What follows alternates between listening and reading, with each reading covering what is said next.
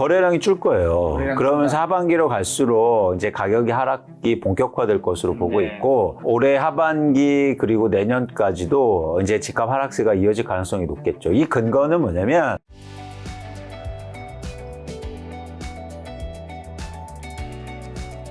자, 그러면 이런 걸 바탕으로 지금 이제 4월이니까요. 올해 하반기 많은 분들 궁금해 하실 텐데 올해 하반기나 뭐 내년 수도권 부동산 집값 어떻게 보시나요? 전망은? 일단 명확한 변화는 뭐냐면 거래량이 줄 거예요. 그러면서 하반기로 갈수록 이제 가격이 하락이 본격화될 것으로 보고 있고, 올해 하반기 그리고 내년까지도 이제 집값 하락세가 이어질 가능성이 높겠죠. 이 근거는 뭐냐면 아까처럼 집값이 올랐기 때문에 수요가 부족한 상황 속에서 집을 갖고 있는 사람들이 이제 팔기 시작한다는 거예요. 그게 저의 전망의 근거고 그런 변화가 이어지지 않을까 생각을 하고 있습니다. 그런 차원에서 제가 이제 미국 얘기를 좀 해드리고 싶어요. 여러분들 이해도를 높이기. 여기 어디죠? 플로리다? 여긴 플로리다입니다. 앞에 사라소타? 네. 그러니까 여기가 플로리다에서 또 제일 살기 좋은 곳으로 꼽힌 곳이에요. 그러니까 플로리다는 미국 사람들이 가장 살기 좋은 곳으로 꼽는 지역입니다. 날씨 좋죠. 기후 좋죠.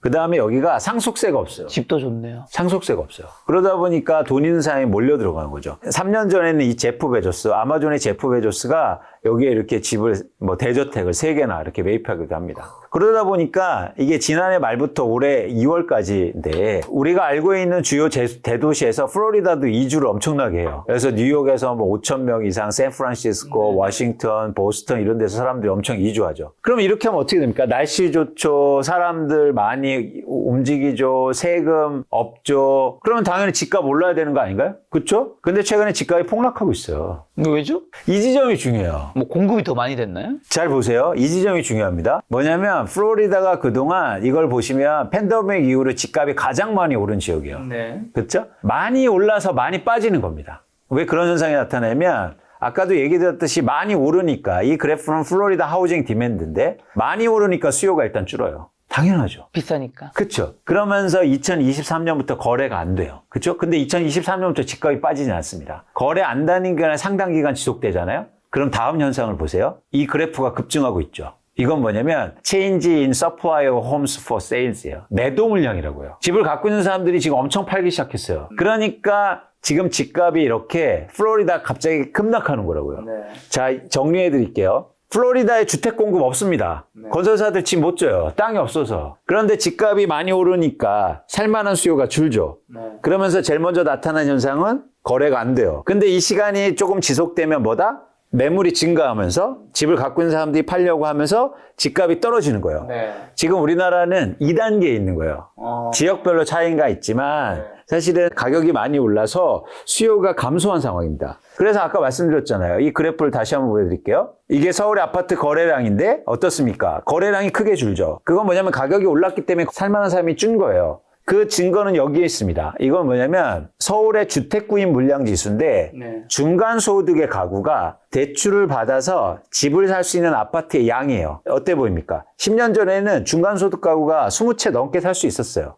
근데 지금 6채밖에 되지 않아요. 이것도 증가한 게 뭐냐면 대출을 규제를 완화해 줬기 때문입니다. 그러니까 저는 이게 임계점에 와 있다. 그러니까 여기서 계속 수요가 증가할 수는 없어요. 그래서 이 변동을 잘 보시면 좋겠는데 이제 정리해서 말씀드리면 집값은 이렇게 사이클을 일으키면서 사이클을 그리면서 변화합니다. 처음에 수요가 증가하죠. 그럼 가격이 올라요. 그러면 집을 갖고 있는 사람들이 안 팔아요. 집값 오를 것 같으니까. 그럼 집값이 더 오르죠. 집값이 더 오르면 수요가 줄기 시작해요. 그러면 가격 하락이 조금씩 시작되죠. 가격 하락이 조금씩 시작되고 조금 기간이 길어지면 이제 드디어 집을 갖고 있는 사람이 팔기 시작합니다. 그러면은 집값이 크게 빠지겠죠. 그러면 다시 수요가 증가해요. 난 가만히 있어도 집값이 빠지면 살만한 사람들이 다시 증가하는 거죠. 그러면 다시 수요가 증가하고 가격이 오르기 시작합니다. 그럼 또 공급이 팔려는 사람들이 줄고 가격이 더 오르죠. 이런 사이클을 만들어가요. 지금 서울의 아파트 시장은 제가 볼 때 이 시점에 와 있다. 지역마다 약간 다르지만 근데 강남은 약간 여기고 예를 들어서 강북구나 노원구는 이 지점에 와 있는 거죠. 그래서 그런 변화를 여러분들이 아셨으면 좋겠고 이거는 한국뿐만 아니라 제가 플로리다를 말씀드린 이유가 다 똑같다. 부동산 본질은. 이거의 사이클은 여기까지가 한 바퀴군요. 다시 그렇죠. 수요 증가, 가격 상승 보고서는 여기랑 똑같은 거니까. 그렇습니다. 근데 지금 공급에서 뭐 공급 실제로 신축 공급되는 걸 얘기하시는 게 아니라 집 갖고 있는 사람들이 파는 거에 공급을 위주로 얘기하시는 어떤 이유가 있을까요? 왜냐면 그게 우리가 말하는 집값에 영향을 미치기 때문이야. 정부에서 주도하고 기업에서 이런 거 공급하는 것보다 더 물량이 많으니까. 훨씬 많고 네. 예를 들어서 서울에 아파트 분양되는 게 많아요. 5만 가구인데 네. 그게 어떻게 집값에 영향을 미칩니까? 5만 가구가 뭐 2만 가구, 3만 가구에 해서 준다고 해서 3만 가구 공급이 안 된다고 해서 시장이 폭등해요? 아니 그리고 과거의 시계를 봐도 건설사들이 짓는 아파트의 공급과 가격은 인과관계가 없어요. 네. 그렇기 때문에 여러분들 예를 들어서 아까도 제가 반포자에 최근에 집값이 이렇게 빠졌는데 이거 공급이 있어서 빠진 게 아니잖아요. 그러니까 전제가 있습니다. 제가 물론 10년 후에 집값을 전망할 때는 공급을 얘기해야겠죠. 네. 그런데 여기가 5년 이내에 집값을 전망할 때는 사실은 훨씬 더 매물의 양이 중요하다라는 말씀을 드리고 싶은 거예요. 자, 그러면 한국에서 기준금리를 얼마 전에 또 인하 한번 했잖아요. 이게 어쨌든 기준금리 인하가 방향성이 어쨌든 어느 정도는 할지 몰라도 앞으로도 몇 번 정도는 더 할 수 있는 방향이잖아요. 이게 어쨌든 시중 대출금리에 영향을 미친 것도 있을 텐데 이게 부동산 및 대출에 영향을 좀 주지 않을까요? 그러니까 말씀드렸듯이 두 가지가 문제인데 지금 금리를 인하하는 게 경기가 안 좋기 때문이잖아요. 네. 예를 들어서 내가 가게도 장사도 안 되고 소득도 줄고 있는데 금리 내렸다고 해서 대출을 일으켜서 집을 산다? 그것도 하나도 떨어지지 않는 집값을 버텨주면서 그러기는 어렵다는 거고 두 번째는 뭐냐면 아까도 얘기했듯이 지금 가계대출이라든지 집을 살 만한 사람들이 대출을 더 일으키기에는 임계점에 와 있다고 봐요. 한계가 와 있다. 네. 그래서 여기서 금리만 낮춰준다고 해서 과거처럼 대출이 증가하면서 집 수요가 주택 수요가 증가하는 거를 예측하는 건 좀 어렵지 않느냐 판단합니다. 자, 그러면 지금 수도권 기준으로 해서 무주택자, 1주택자분들은 지금은 일단 어떻게 해야 되나요? 지금 4월 중순입니다. 기다려야 되나요? 그러니까 준비를 하고 잘 기다리시다 이런 말을 쓰면 계속 많이 드리는데 어쨌든 올해 하반기까지는 여러분들이 추세를 보셨으면 좋겠다. 뭐 사실은 야, 너 언제까지 기다려야 돼? 뭐 나 당장 살래. 그런 분들은 제가 어쩔 수 없어요. 예, 근데 여러분들이 이런 시장의 변화를 보시면서 그리고 아까 말씀드린 것처럼 위험한 시장이다. 변동성이 크기 때문에.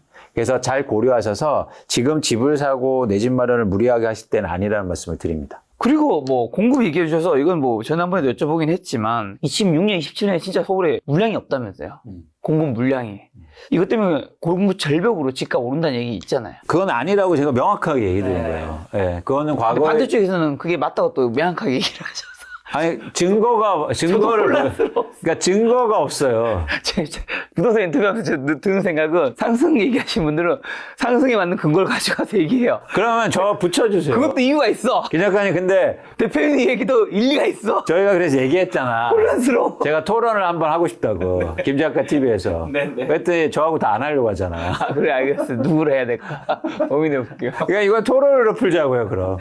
제가 이런 거 하나 여쭤보고 싶어요. 이게 예를 들면 이제 부동산 집값을 전망하는 게 재밌는 게 토론을 한다 쳐요. 그럼 어느 쪽이 좀 더 논리적일 수 있잖아요. 그럴 수 있죠. 그럼 그 사람이 더 맞다고 볼 수 있잖아요. 그러면 그 사람 이야기가 더 투자 의견에 더 중요한 판단을 주겠죠. 그 다음에 든 생각은 근데 시장이 꼭 그렇게 되지 않죠. 논리적인가? 맞아요. 김 작가님, 그래서 중요한 거예요. 이거를 분리해서 보자고요. 그러니까요. 그러니까 예를 들어서 저희가 토론하고 인과관계를 파악하고 원인 분석을 하는 거하고 그래서 어떤 사람이 사기를 쳤어. 근데 결과만 맞췄어. 그건 좀 아니죠. 그렇죠. 그러니까 저희가 명확하게 구분해서 이거를 볼 필요가 있습니다. 그러니까 여러분들이 경계해야 돼요. 예를 들어서 아파트를 막 20채를 갖고 있는 사람이 있어요. 그래서 투자 잘한다고 해서 여러분들한테 투자하는 방법을 소개시켜줘. 그 말이 다 맞습니까? 아니죠. 그러니까 안 맞아요. 왜 안 맞냐면 예를 들어서 이런 거죠. 우리는 막 와 대단하다 20채 그럴 수도 있겠지만 사실은 본질은 어디에 있냐면 그럼 사기 전에 얘기했어야죠. 영채 있을 때. 근데 우리는 결과를 보고 결과를 통해서 나의 예측과 과정도 다 맞다라고 그냥 생각해버리고 많은 분들이 그렇게 얘기해요. 하지만 영채 가진 사람 말을 듣지 않을 거잖아요. 시청자분들. 그러니까 여러분들이 논리적으로 잘 구별하셔서 들으셔야 된다. 특히 지금과 같이 어려운 시장에서는 잘 구별할 필요가 있어 보입니다. 그럼 그런 이야기는요? 저 요 두 가지 갖춰서 여쭤볼게요. 부동산 상승 기폭제가 인플레이션 얘기하면서 아파트 공사비가 굉장히 뭐 물가든 자재비든 이런 거 오르는데 그 하나 플러스 어쨌든 통화량은 계속 풀려나잖아요. 그래서 이 집값 상승 얘기하시는 분들이 주된 원리 중 하나는 집값이 사실 오른 게 아니다. 짜장면 값 봐라. 이거 뭐 다른 거 봐라 하면서 이 통화량이 이만큼 풀렸기 때문에 집값이 이 정도가 사실 올라줘야지 이게 맞는 거다. 무슨 말씀인지 이해하시잖아요. 왜 이렇게 뭔가 회의적인 눈빛으로 보세요? 왜냐면 그게 전형적으로 사기이기 때문이요. 통화량이 늘어나서 집값이 약간 그에 대해서 그것도 완전 사기? 네. 얘기해 주세요. 이유는 일단 통화량이 많아진다고 뭐 물건 가격이 오른다는 건 거짓말이에요. 그러면 스마트폰 가격은 왜 떨어졌습니까? 저 어렸을 때 휴대폰 처음 나왔을 때요, 300만 원이었어요. 근데 이거는 왜 지금 제일 비싼 게 뭐 한 150만 원 합니까? 근데 왜 떨어졌어요? 통화량이 증가하는데. 짜장면 값만 오른 거예요. 그러니까 맨날 짜장면 값만 얘기해. 여러분 이거 노트북 이 앞에 있거든요. 노트북 처음 나왔을 때 막 몇백만 원 했다고요. 지금 30만 원짜리도 있어요. 왜 떨어져? 통화량이 증가하는. 그거는 진짜 악랄한 거짓말이에요. 여러분 모든 제품의 가격이 오르지 않습니다. 오른 건 뭐냐면 짜장면값, 김밥값 이런 거예요. 그리고 그거 왜 올라요? 네? 짜장 김밥 값은 왜 올라요? 그건 뭐냐면 혁신이 없기 때문이에요.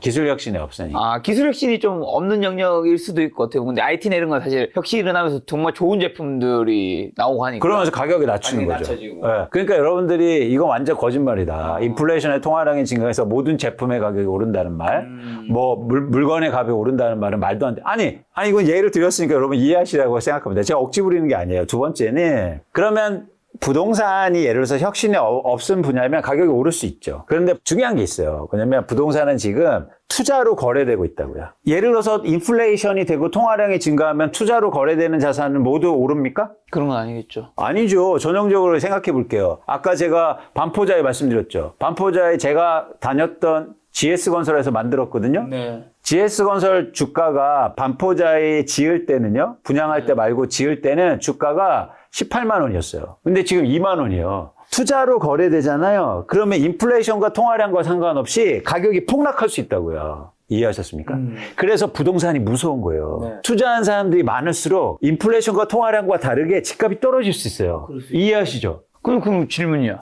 강남 집값은 역사적으로 뭐 IMF라든가 그 다음에 2008년 서브프라임 글로벌 그 다음 빼고는 일시적으로 뭐 이렇게 떨어진 적이 있어도 계속해서 이렇게 올랐잖아요. 그러니까 김 작가님 지금도 마찬가지예요. 과거의 모습이 미래를 결정하지 않아요. 우리가 미래를 전망하려고 하는 거 아닙니까? 맞습니다. 지금이 미래하고 달라진 점이 있다고요. 아까도 보여드렸잖아요. 훨씬 더 뭐다? 투자 비중이 많아졌다. 그렇습니다. 반포의 원베일리 있잖아요. 투자 비중이 몇 프로인지 아세요? 차이보다 더 많을 것 같은데. 50%입니다. 놀랍죠?